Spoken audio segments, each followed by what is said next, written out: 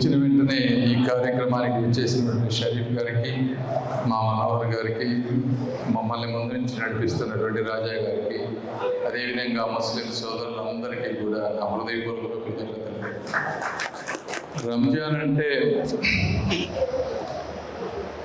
ఒకసారి వెనక్కి వెళ్ళి చూసుకుంటే ఈ పండగ ఎందుకు వచ్చింది అంటే,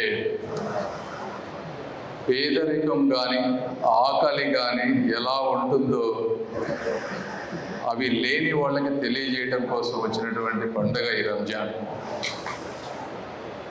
ఎందుకంటే ఇంత ఉపవాసం ఉన్నప్పుడు, ఒక నిష్ఠతో ఇది చేసినప్పుడు మనలో సహనం పెరుగుతుంది, ఒక పట్టుదల పెరుగుతుంది, ఓపిక, ఇవన్నీ వస్తాయి. కాబట్టి ఇలాంటి అన్ని గుణాలను రిపీటెడ్గా ప్రజలకి గుర్తు చేసేటువంటి పండుగ రంజాన్. ఇలాంటివి అన్ని మతాల్లో కూడా ఉంటే బాగుండేది. బట్ రంజాన్ ద్వారా నేను కూడా ఇవన్నీ కొన్ని తెలుసుకోవడం నాకు చాలా ఆనందంగా ఉంది. ఈ విధంగా మీ అందరితో కలిసి భోజనం చేయడం కూడా చాలా ఆనందంగా ఉంది నాకు. నేను ఈ రాజకీయాల్లోకి వచ్చి ఇంతకుముందు నాకు ఎప్పుడు ఇంతగా నేను ముస్లిం సోదరులతోటి గడిపిన టైం లేదు. బట్ ఇప్పుడు అన్నీ చూస్తూ ఉంటే అన్ని మతాల్లో ఉన్నటువంటి గొప్ప లక్షణాలు, గుణాలు నాకు అన్నీ తెలుస్తూ ఉంటే చాలా ఆనందంగా ఉంది. ఏదేమైనప్పటికీ మీ అందరూ ఈ కార్యక్రమానికి వచ్చి అందరూ కలిసి చేస్తున్నందుకు నాకు మీ అందరికీ కూడా కృతజ్ఞతలు.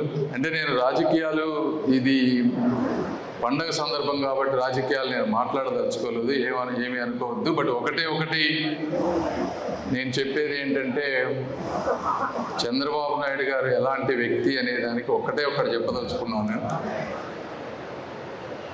ఆ రోజు వాజ్పేయి గారు బీజేపీ గవర్నమెంట్ ఉన్నప్పుడు అబ్దుల్ కలాం గారిని రాష్ట్రపతిగా ఒక అభ్యర్థిగా ఎంపిక చేసి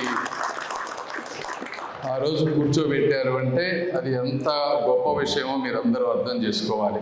అంటే మనం వాజ్పేయి గారిని అభినందించాలి, చంద్రబాబు నాయుడు గారిని అభినందించాలి, అన్నిటికంటే ముఖ్యంగా అబ్దుల్ కలాం గారిని ఇంకా అభినందించాలి.